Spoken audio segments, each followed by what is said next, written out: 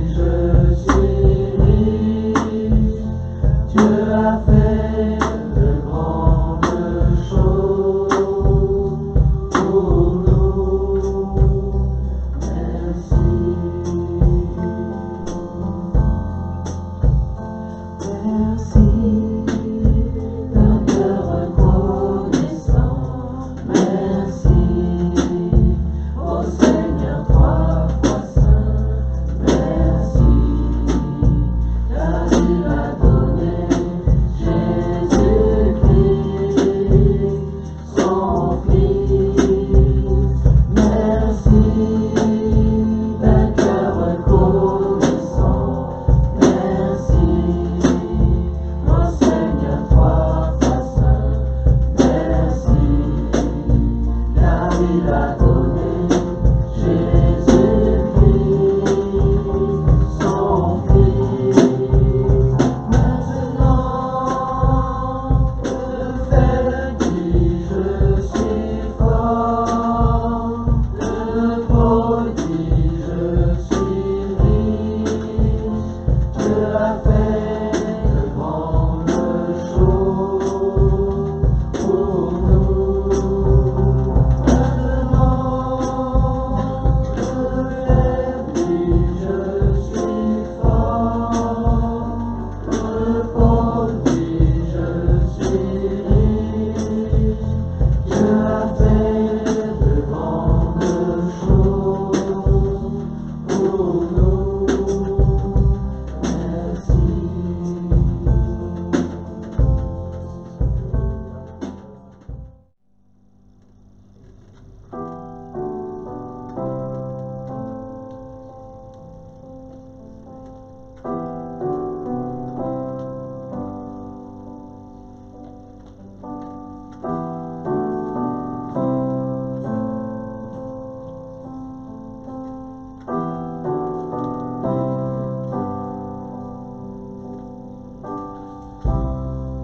Je veux consacrer ma vie pour que ton royaume vienne, revêtu de ton esprit, que les nations se prosternent.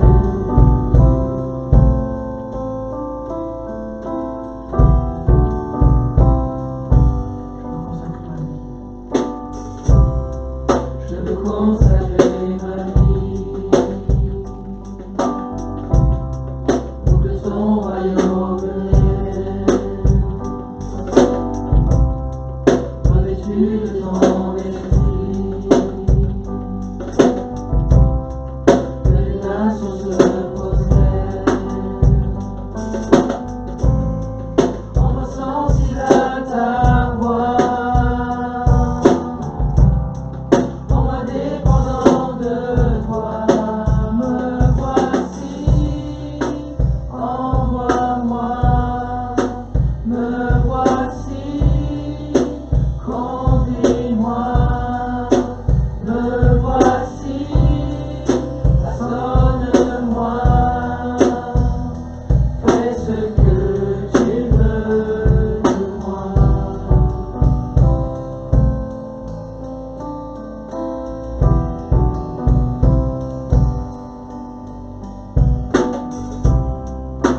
Consacrer ma vie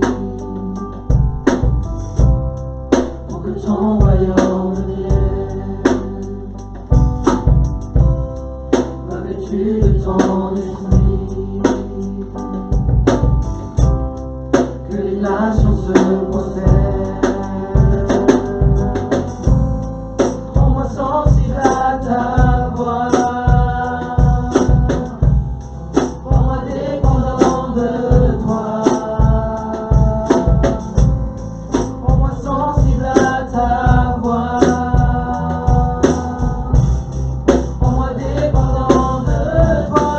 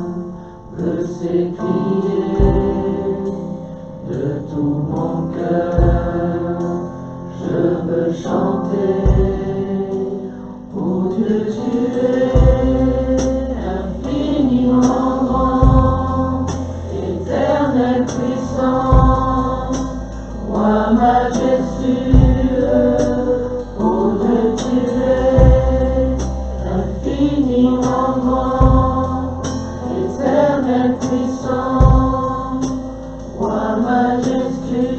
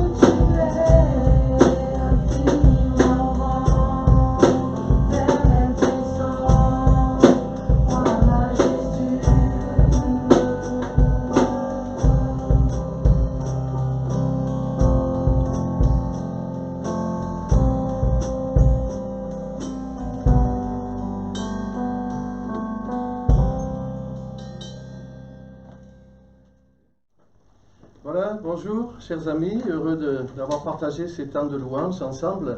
Que Dieu bénisse ces temps de méditation. J'espère que vous allez être bénis ce matin parce que je vais vous parler de Dieu. Et je crois que quand on parle de Dieu, quand on médite sur Dieu, alors on est forcément béni. Je vais vous parler de Dieu, de qui il est dans le ciel et de ce qu'il fait sur la terre. Je suis le Dieu d'Abraham, le Dieu d'Isaac et le Dieu de Jacob. Vous connaissez ce nom de Dieu. Mais ce qui m'a interpellé, ce qui m'interpelle, c'est ce qui vient après. Dieu déclame son nom et il dit « Voilà mon nom de génération en génération ». Alors c'est vrai que Abraham, Isaac et Jacob, ça remonte dans le temps. C'est pas de notre temps, c'est pas de notre génération. Et pourtant Dieu dit, il y a quelque chose dans ce nom que je vous donne, quelque chose qui vous concerne, quelque chose qui va jusqu'au 21e siècle. Alors on va lire un texte dans l'Exode, au chapitre 3 et au verset 13. Exode chapitre 3, verset 13. Moïse dit à Dieu, « J'irai donc vers les enfants d'Israël et je leur dirai, le Dieu de vos pères m'envoie vers vous. Mais s'ils me demandent quel est son nom, que leur répondrai-je » Dieu dit à Moïse, « Je suis celui qui suis. » Et il ajouta, « C'est ainsi que tu répondras aux enfants d'Israël, celui qui s'appelle « Je suis » m'a envoyé vers vous. » Dieu dit encore à Moïse, « Tu parleras ainsi aux enfants d'Israël, l'Éternel, le Dieu de vos pères, le Dieu d'Abraham, le Dieu d'Isaac et le Dieu de Jacob m'envoie vers vous. Voilà mon nom pour l'éternité, voilà mon nom de génération en génération. » Alors Moïse se trouve devant un problème. Il est dans le désert, Dieu lui apparaît dans le buisson ardent, et Dieu lui dit, va trouver les anciens du peuple et dis-leur que je te suis apparu et que j'ai un message pour eux. Sauf que ce peuple vit en Égypte depuis maintenant 400 ans, au sein d'un peuple polythéiste qui adorait toutes sortes de dieux, depuis le dieu soleil, le dieu Ra, jusqu'au Nil, jusqu'au serpent et toutes sortes de divinités. Et Moïse leur dit, mais est-ce qu'ils vont me croire si je leur dis, Dieu m'est apparu, et s'ils me demandent, mais quel est son nom, que répondrai-je? Et Dieu va lui donner son nom en 2 déclinaisons. Il lui dira « Je suis », un nom donc singulier, et une déclinaison plurielle « Je suis le Dieu d'Abraham, d'Isaac et de Jacob ». Alors tout d'abord, « Je suis ». Si je vous demandais ce matin, mais je ne vais pas le faire, je vous rassure, de décliner votre identité, qu'est-ce que vous diriez? Vous diriez ben, « Je suis le fils de ». Peut-être vous diriez « Je suis né en » et vous diriez « Je suis né en France ». En général, on donne sa descendance, son origine familiale, sa date de naissance pour situer dans le temps et sa nationalité. Mais Dieu ne peut pas dire « Je suis fils de ». Il ne peut pas dire « Je suis de telle nationalité, j'ai évolué dans telle culture, dans tel cadre ». Non, il est le « Je suis ». Il est l'être suprême. Il est unique, il existe par lui-même, il est indépendant. Il n'est pas influencé par qui que ce soit, par une culture quelconque. Il est autosuffisant. Il n'a besoin de personne. Il est souverain. Il a un compte à rendre à personne. Il décide et personne ne lui dira « Mais pourquoi tu décides comme cela ?» Il est l'éternel présent. Je suis. Nous, quand on dit « Je suis », c'est une étape. J'étais, je suis et je serai. Mais Dieu dit « Je suis », c'est l'éternel présent, celui qui ne change pas, celui qui est, celui qui est. Ça correspond avec d'ailleurs la première phrase de la Bible. Au commencement, Dieu, et on pourrait s'arrêter là, et tout est dit. Au commencement, Dieu, celui qui est le « Je suis ». Mais ensuite, Dieu va donner une autre déclinaison de son nom, et il dira « Je suis le Dieu d'Abraham, le Dieu d'Isaac et le Dieu de Jacob ». C'est-à-dire le Dieu qui est indépendant de toute autre personne, mais le Dieu qui s'investit dans l'être humain. Je suis le Dieu d'Abraham, d'Isaac et de Jacob, celui qui agit pour sa créature, le Dieu qui est et le Dieu qui fait. Et ça correspond avec la première phrase de la Bible. Au commencement, Dieu créa. Il créa l'homme à son image. Et vous savez comment cette image a été floutée, dégradée par le péché. Je suis le Dieu d'Abraham, d'Isaac et de Jacob. Alors je me suis posé la question, mais pourquoi seulement ces trois noms? Pourquoi seulement ces trois noms?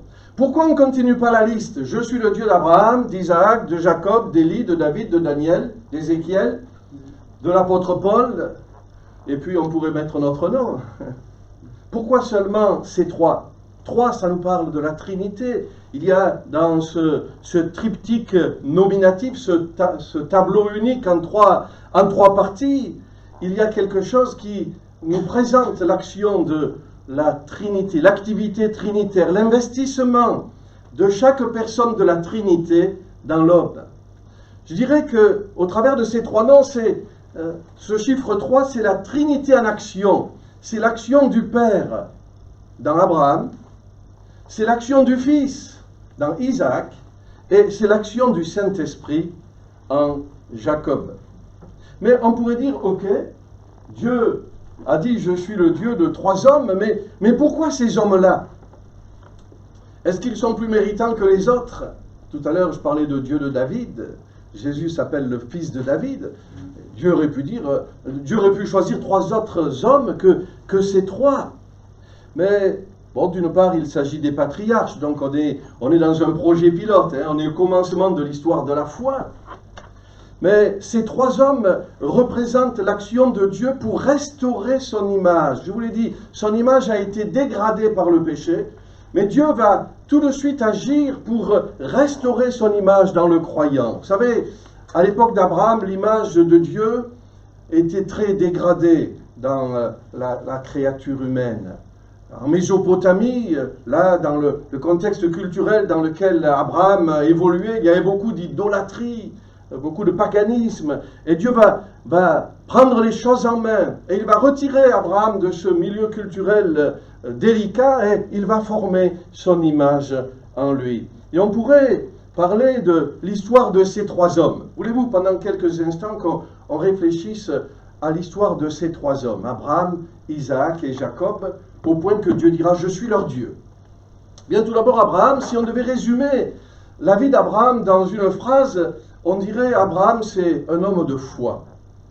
D'ailleurs, il a été appelé le père de la foi. Le père de la foi. La foi, quand il part de Mésopotamie, la Bible dit, il est parti sans savoir où il allait. Après, Dieu lui a dit, je vais t'amener en Canaan, mais même quand Dieu lui dit, je vais t'amener en Canaan, il avait la foi qui allait au-delà de Canaan. Et il se surprenait à rêver de la cité céleste, dite.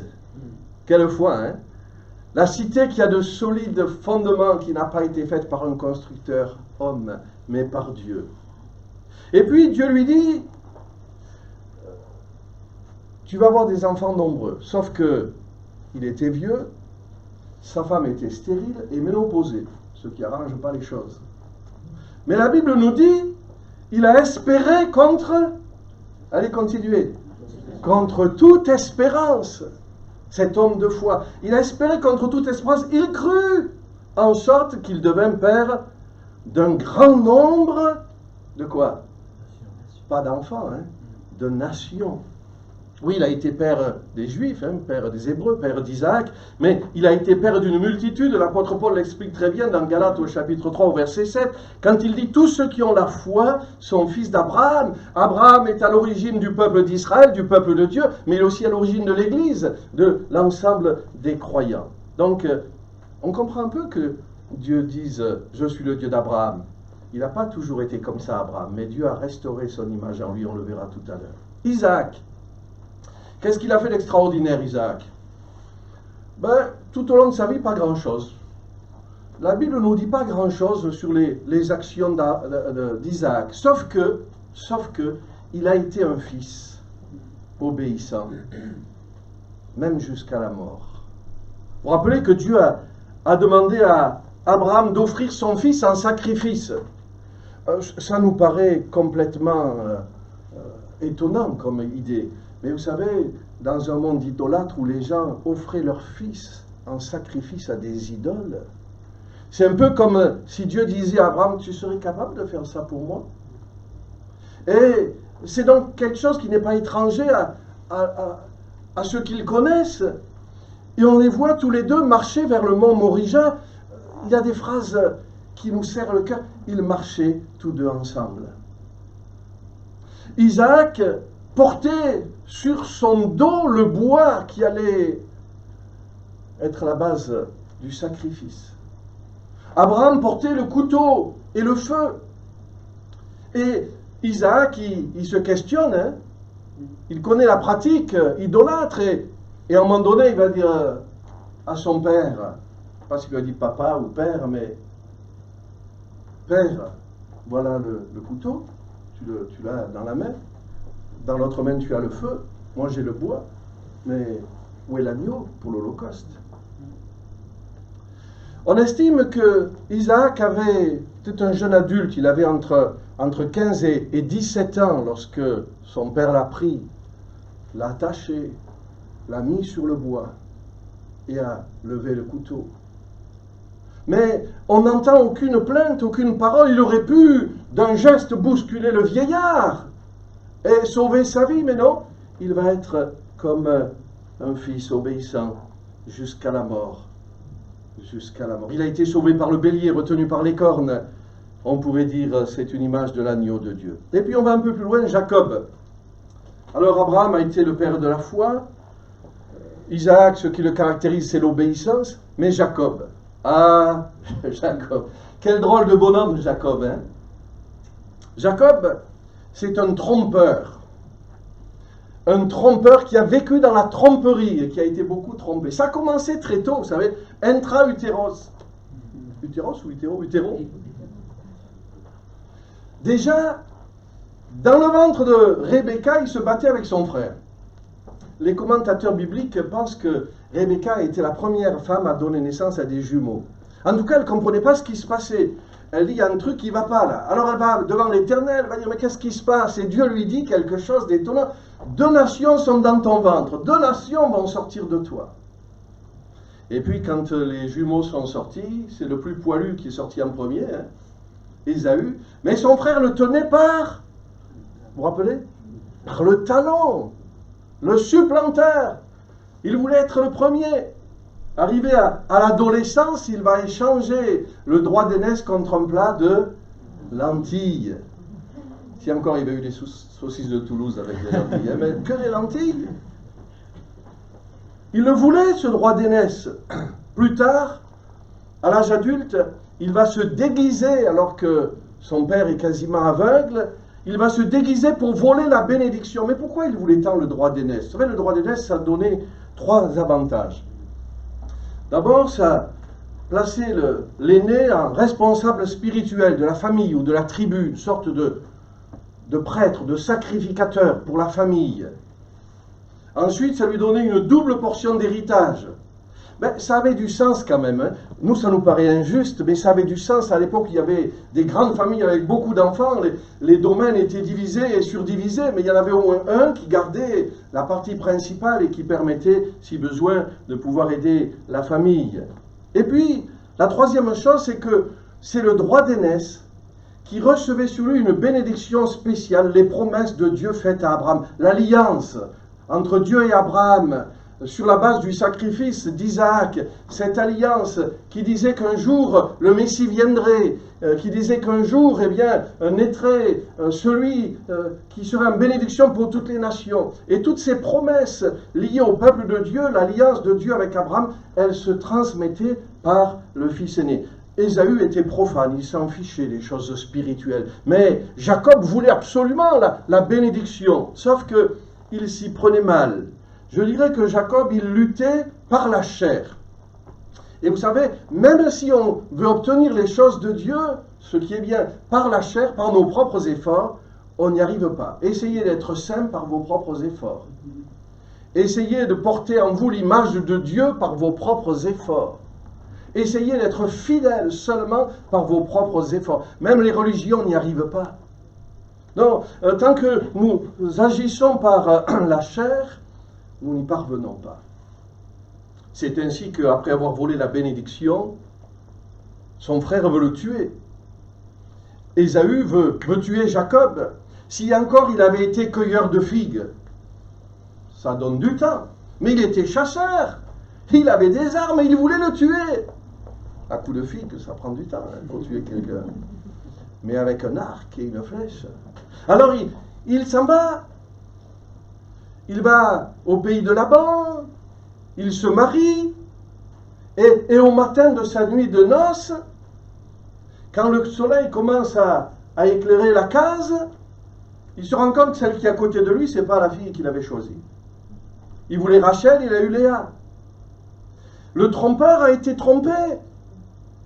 Et il travaille encore pour avoir Rachel, et il travaille, et un jour il dit à son beau-père, maintenant ça suffit, je vais retourner à mon pays, donne-moi ma part d'héritage, le troupeau, tout ce que j'ai fait. Et là, Laban va changer sans cesse, tu auras les brebis blanches, puis tu auras les brebis noires, puis tu auras les brebis rayées, puis t'acheter.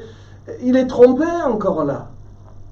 Bon, finalement il s'en va avec un troupeau, sa femme, ses enfants, et puis à un moment donné, il dit à ses serviteurs, écoute, on va ralentir un peu, tu vas aller au pays de mon père, et tu vas parler un peu avec Ésaü, tu vas voir si je peux revenir en toute sécurité ou pas, si avec le temps il a pardonné. Et le serviteur revient en disant, Ésaü, sachant que tu arrives, a levé une armée de 400 soldats, et il vient à ta rencontre. Là, ça va pas. Hein. Là, on est mal. Là, ça va être une guerre fratricide. Sauf que, ce même jour, ou peut-être quelques jours avant, Jacob avait vu des anges qui passaient. Il avait appelé ce nom Manaïm, deux camps, deux armées. Il se dit, peut-être que si j'arrêtais d'essayer par mes propres moyens, et que je compte un peu sur Dieu. Et là, dans la nuit, alors qu'il a envoyé toute sa famille et ses serviteurs devant, il va rencontrer l'ange de l'Éternel. Il va lutter avec Dieu. Et à un moment donné, il va même être brisé dans sa chair. Ce trompeur, cet homme orgueilleux qui veut maîtriser toutes choses et conduire sa vie, sa hanche va se déboîter, il est brisé dans sa chair. Et il continue à dire, mais je ne te laisserai pas aller, tu m'es béni, quel est ton nom? Et là, je lui dis, mais pourquoi demandes-tu mon nom? Toi, dis-moi quel est ton nom. Pas c'est embêtant. Mon nom, je m'appelle trompeur. Je m'appelle trompeur, supplanteur. Je m'appelle Jacob. Et là, l'ange de l'Éternel lui dit, bien, tu t'appelleras plus Jacob. Tu t'appelleras Israël. Israël, ça veut dire celui qui lutte avec Dieu. Lutteur avec Dieu. Car, dit l'ange, tu as lutté avec Dieu et tu as été vainqueur. Tant que Jacob luttait par la chair, il restait un trompeur, trompé. Mais quand il lutte avec Dieu, pas contre Dieu, mais avec Dieu, réalisant que la bénédiction, il ne pourra jamais l'acquérir par lui-même. C'est seul Dieu qui peut la donner. Alors il lutte avec Dieu, je ne te laisserai aller que tu ne m'aies béni. Alors il est vainqueur. Dieu lui donne une nouvelle identité.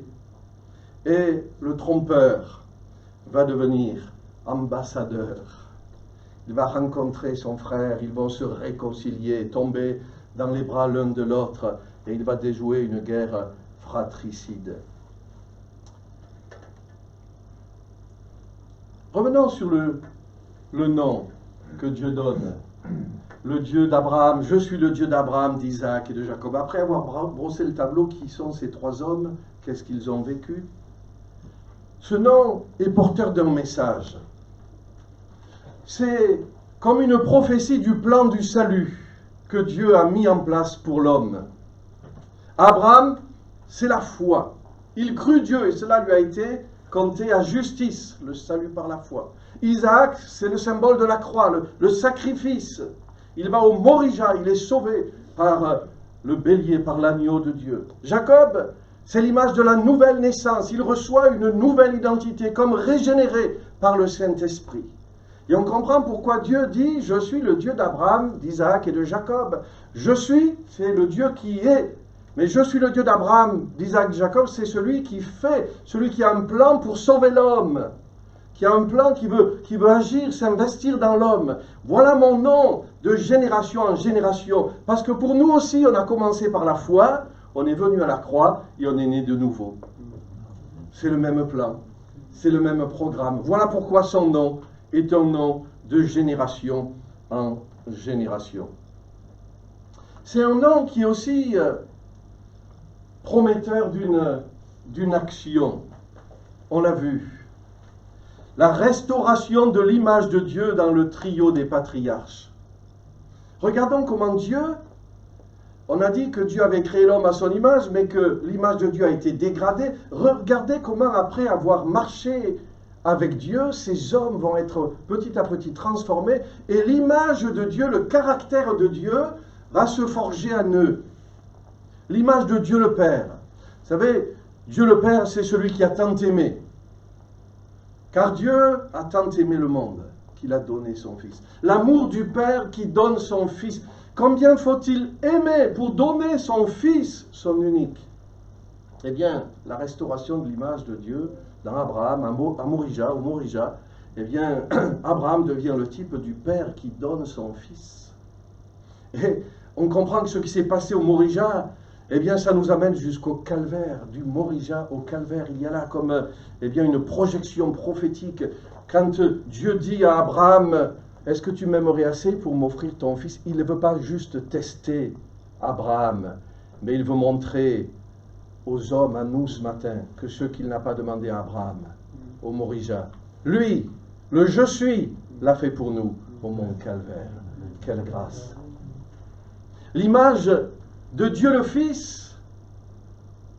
Alors, si l'image de Dieu le Père, c'est le Père qui a tant aimé, Dieu le Fils, c'est celui qui a tout donné à la croix. Il n'y a pas de plus grand amour que celui-ci, que de donner sa vie pour ses amis. On peut donner sa maison, sa voiture, son compte en banque, mais donner sa vie. Jésus est celui qui a tant donné à la croix. L'amour du Fils qui donne sa vie en sacrifice. Eh bien, Isaac va devenir le type de Jésus obéissant jusqu'à la mort. Au mont Morija, il se laisse attacher, il se laisse placer sur le bois. Il ne se défend pas. Il y a là une projection prophétique d'Isaac à Jésus. Oh, Isaac n'a pas donné sa vie. Il était prêt à le faire, en obéissance à son père, mais Dieu ne l'a pas permis. L'ange de l'Éternel a dit, Abraham, n'avance pas ta main. Et il a offert un agneau à sa place. C'est une projection prophétique d'Isaac à Jésus, du bélier, pourrions-nous dire, à l'agneau de Dieu qui ôte le péché du monde. Puis l'image de Dieu, le Saint-Esprit, qui a tant transformé Jacob.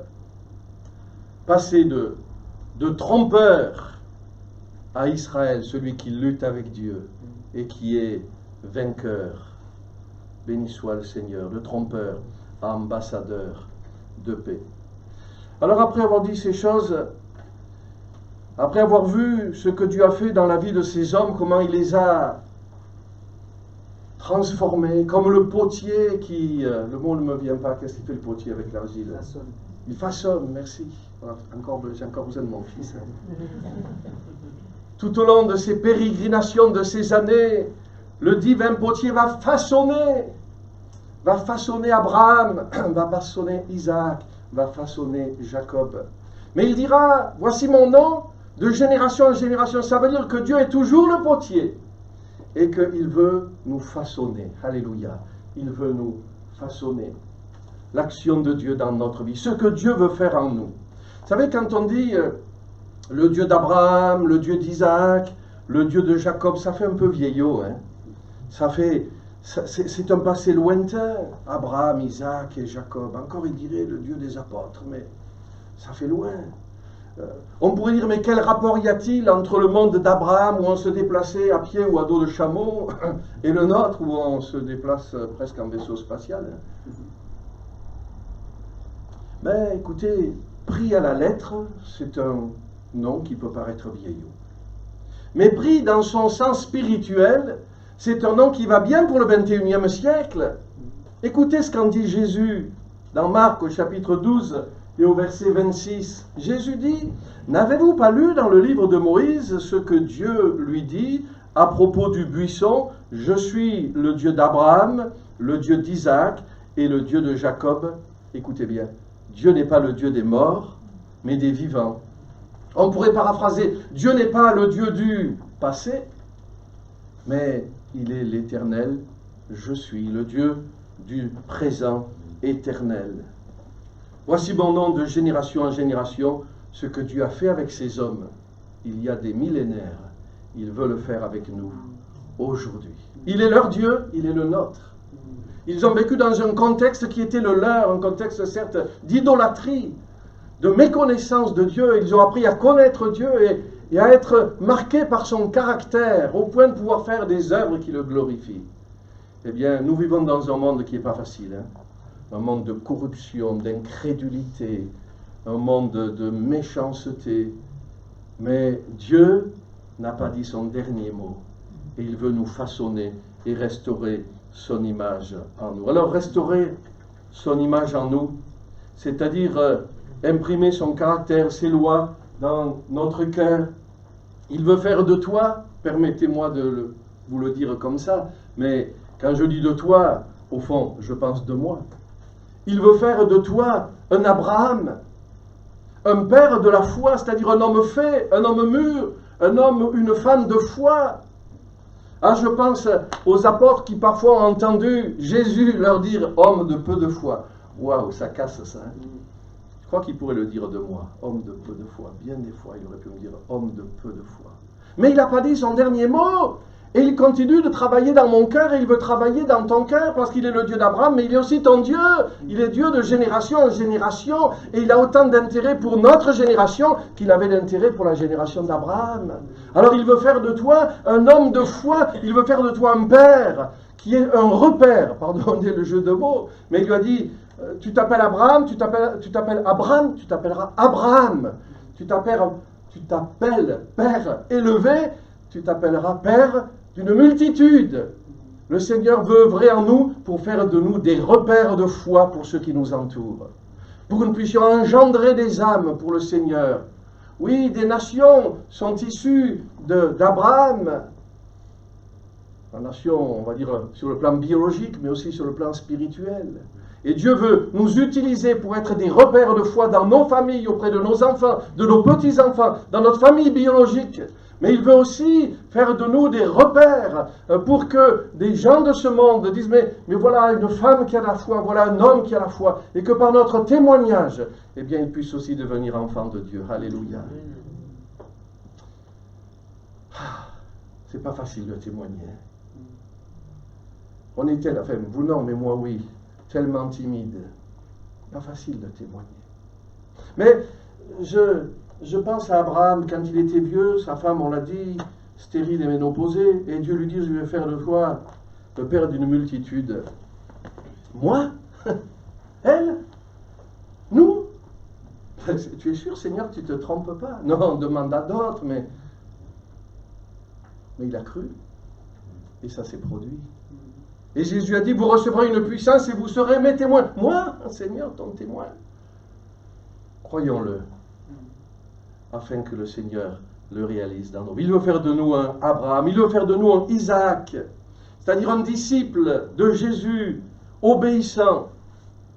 Quand les disciples ont commencé à témoigner, on les a appelés les petits Christ, les chrétiens.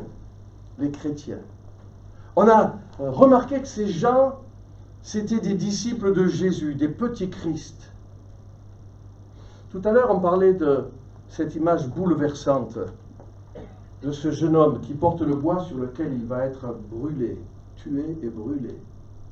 Il porte le bois et il dit à son père, « Père, où est l'agneau pour l'Holocauste ?» Et on a l'image de Jésus qui a porté sa croix, qui a porté sa croix. Et puis on a cette phrase de Jésus, « Si quelqu'un veut être mon disciple », on n'aime pas ce verset. Vous l'aimez ce verset? Oui, moi je l'aime pas. Je l'aime pas, mais je l'aime parce que c'est la parole de Dieu. Hein. Si quelqu'un veut être mon disciple, qu'il se charge de sa croix et qu'il me suive. Comme Isaac, Seigneur. Au fait, ça veut dire quoi, se charger de sa croix? Ce matin, il y a eu 2 dons spirituels. Le premier, c'était que nous devons aimer Dieu de tout notre cœur, toute notre âme, toute notre force, toute notre pensée, et aimer notre prochain comme nous-mêmes. Et puis, il y a eu un autre don spirituel qui parlait de porter sa croix. Vous avez remarqué? Et si vous associez les deux, moi je vais dire que pour que j'aime Dieu de tout mon cœur, toute ma force, toute ma pensée, il faut que ma chair soit crucifiée. Et si je dois aimer mon prochain comme moi-même, il faut que je sois un peu moins égoïste, hein. Un peu plus aimant, il faut que ma chair soit crucifiée. Et finalement, porter sa croix, c'est quoi? C'est accepter de passer en deuxième plan, en second plan, pour faire passer Dieu en premier, et son prochain comme notre égal. Aimer notre prochain comme nous-mêmes. Porter sa croix, vous savez, ça veut dire faire des bonnes œuvres qui portent la bonne odeur de Christ. Je vais vous donner un exemple. Vous savez, le bon samaritain. Porter sa croix, c'est faire des œuvres sacrificielles, faire des œuvres qui nous en coûtent au nom de l'amour de Christ. C'est ça, porter sa croix. Christ a porté sa croix parce qu'il nous aimait. C'est la marque de son amour. Il sort en portant sa croix. Isaac a porté le bois parce qu'il aimait son père, il le respectait. Et porter sa croix, c'est faire de bonnes œuvres sacrificielles qui nous en coûtent, mais par amour pour le Seigneur. Regardez le bon samaritain. Ça va lui en coûter. Il va retarder son voyage pour s'occuper de l'homme à demi-mort. Il va payer, il va partager le vin qu'il avait peut-être pris pour le voyage. Il va verser de l'huile sur ses plaies, des pansements, ça coûte. Il va payer l'hôtellerie. Et puis, il fait tout cela pour secourir un homme à demi-mort. Il porte sa croix. Porter notre croix, c'est être prêt à payer de notre personne pour la gloire de Dieu, par amour pour le Seigneur. Un disciple de Jésus obéissant. Et puis, il veut faire de nous, en Isaac, un ambassadeur pour Christ. Un homme régénéré, un homme qui est rempli de l'esprit, qui a été transformé, qui ne marche plus par la chair comme Jacob, mais qui est vainqueur parce qu'il lutte maintenant avec Dieu. Il ne compte pas sur ses propres forces, sur ses capacités, mais il compte sur Dieu et il va devenir un ambassadeur de Christ. Regardez ce qui est dit dans 2 Corinthiens chapitre 5, versets 17 à 20. Si quelqu'un est en Christ, on pourrait dire si Dieu est son Dieu, si quelqu'un est en Christ, il est une nouvelle créature. L'image de Dieu est restaurée en lui. Les choses anciennes sont passées. Il n'est plus Jacob, il est maintenant Israël. Voici, toutes choses sont devenues nouvelles. Il y a une nouvelle identité. Et tout cela vient de Dieu, qui nous a réconciliés avec lui par Christ et nous a donné, le ministère de la réconciliation. Car Dieu était en Christ, réconciliant le monde avec lui-même et n'amputant pas aux hommes leurs offenses. Il a mis en nous la parole de la réconciliation. Nous faisons donc les fonctions d'ambassadeurs pour Christ, comme si Dieu exhortait par nous, nous vous en supplions, au nom de Christ, soyez réconciliés avec Dieu. Amen. Alors en conclusion, voyons que ce nom, le Dieu d'Abraham, d'Isaac et de Jacob, est une véritable prophétie du plan de Dieu pour nous, et il m'interpelle. Il me donne envie d'adorer, d'admirer et de prier. Qu'est-ce que vous en pensez? Si on terminait comme ça, en adorant, en admirant et en priant. Adorer. J'adore le Dieu d'Abraham, d'Isaac et de Jacob. J'adore le Père qui a tant aimé, qu'il a donné son Fils. J'adore le Fils qui a tant donné sur la croix du Calvaire. J'adore le Saint-Esprit qui a tellement transformé le pécheur que j'étais. Il y a encore du travail, mais pour en faire un ambassadeur de Christ. J'adore ce Dieu-là. Est-ce que vous l'adorez avec moi dans votre cœur ce matin? J'admire la réussite de Dieu.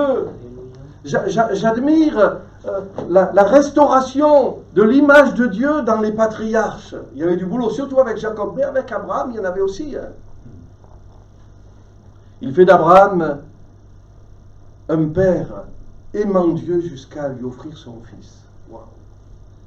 Il a réussi de faire d'Isaac, qui était un homme apparemment ordinaire, un fils obéissant à son père jusqu'au sacrifice. Il a réussi de faire de Jacob un trompeur qui vit dans la tromperie avant même de naître, qu'il devienne un ambassadeur de paix qui va désamorcer une guerre fratricide.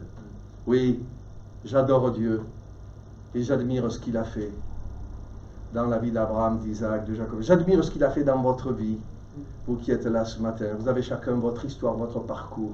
Mais Dieu s'est investi dans votre vie. Alléluia. Il est votre Dieu. Ce matin, Dieu peut déclarer, je suis son Dieu. Alléluia. Je prie qu'il fasse son œuvre encore en nous. Il y a encore du travail à faire en moi. Qu'il le fasse. Qu'il fasse de moi un Abraham, de toi un père d'une multitude par le témoignage de ta foi.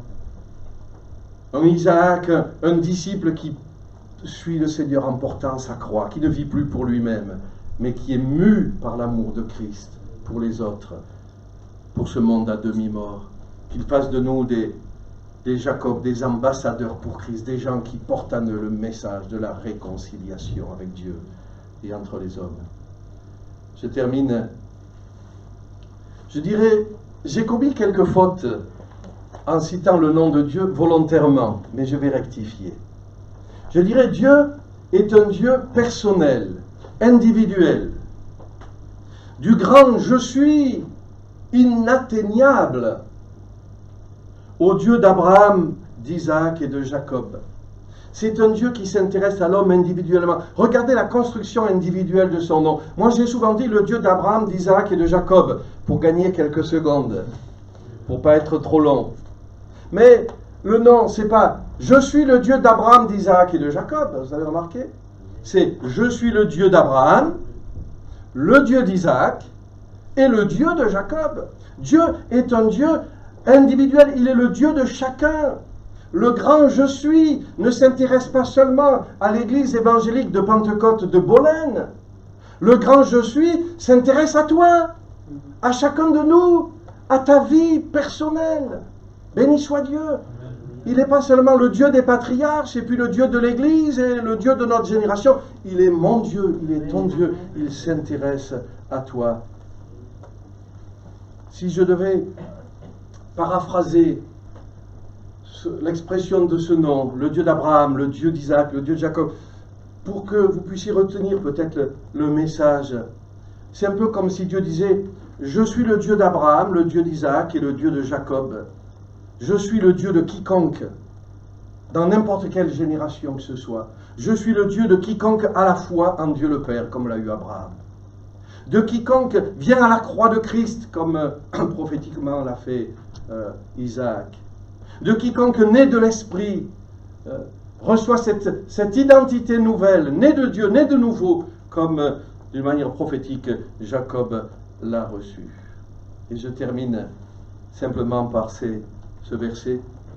Je suis le Dieu d'Abraham, le Dieu d'Isaac, le Dieu de Jacob.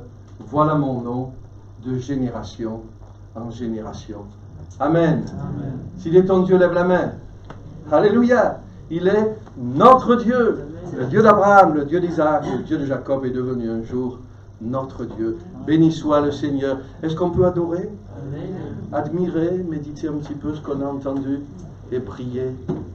Restons quelques instants dans la réflexion. Peut-être le groupe de louange pourrait revenir, s'il vous plaît. Merci. Merci Seigneur. Oh, loué, loué sois-tu. Merci pour ce que tu as fait dans la vie d'Abraham, d'Isaac, de Jacob. Merci pour ce que tu as fait dans la vie de mes frères et sœurs ici présents, mais dans le monde entier. Et depuis Abraham jusqu'à aujourd'hui, ce que tu as fait est merveilleux. On ne le sait pas, Seigneur, on n'en a qu'un faible reflet, mais quand on va arriver dans le ciel, quand réellement on va porter ton image, quand nous serons semblables à Christ, quand nous verrons les myriades de myriades, tous les gens sauvés, Seigneur, nous serons dans l'admiration de ce que tu as fait, de ce qu'a fait le grand je suis, de ce qu'il s'est investi dans la vie de tant d'êtres humains pour restaurer son image en eux, et pour qu'il porte l'image du Fils glorieux. Oh Seigneur, loué sois-tu. Oui, oui, nous t'adorons. Oui, nous admirons ton œuvre. Oui, nous admirons ce que tu as fait, Père, Fils, Saint-Esprit. Et nous prions, Seigneur, pour que ce matin encore, tu continues d'agir. L'œuvre n'est pas finie dans mon cœur. J'ai encore des progrès à faire. Je suis parfois tellement déçu par moi-même, Seigneur, mais je ne veux pas lutter par la chair. Je veux lutter avec Dieu. Et Seigneur, nous voulons lutter avec toi et être vainqueurs. Lutter contre notre chair, contre nos tentations, contre nos faiblesses, contre nos péchés, contre ce qui nous affecte encore. Seigneur, nous voulons lutter, mais lutter avec toi, Seigneur. En disant, Seigneur, continue ton œuvre. Oh, il est écrit dans ta parole que, alors que nous contemplons Dieu, le Saint-Esprit nous transforme de gloire en gloire en son image. Fais-le maintenant, Saint-Esprit. Oh, imprime ton caractère dans nos vies. Donne-nous d'être un peu plus comme Abraham, des pères de la foi, des repères pour ce monde. Donne-nous d'être un peu plus comme Isaac, Seigneur, à te suivre et être prêt à nous dépenser nous-mêmes, à nous offrir pour toi à ce monde à demi-mort. Seigneur, aide-nous d'être comme Jacob, des hommes nés de nouveau, nous le sommes, mais remplis de l'Esprit, qui vont être des ambassadeurs pour Christ dans ce monde où il y a tant de querelles, de divisions, d'affrontements. Seigneur, que nous puissions être porteurs de ce message de la réconciliation. Comme l'apôtre qui dit, nous vous en supplions, au nom du Seigneur Jésus-Christ, soyez réconciliés avec Dieu. Donne-nous cette semaine d'être porteurs de ce message, Seigneur, et que, Seigneur, au travers de nous, l'œuvre de l'Esprit se répande dans cette ville de Bolène, dans ses environs, et que beaucoup reçoivent la réconciliation. Merci, Seigneur. Amen. Dieu est là. Dieu est là. Dieu est là pour te bénir. Dieu est là.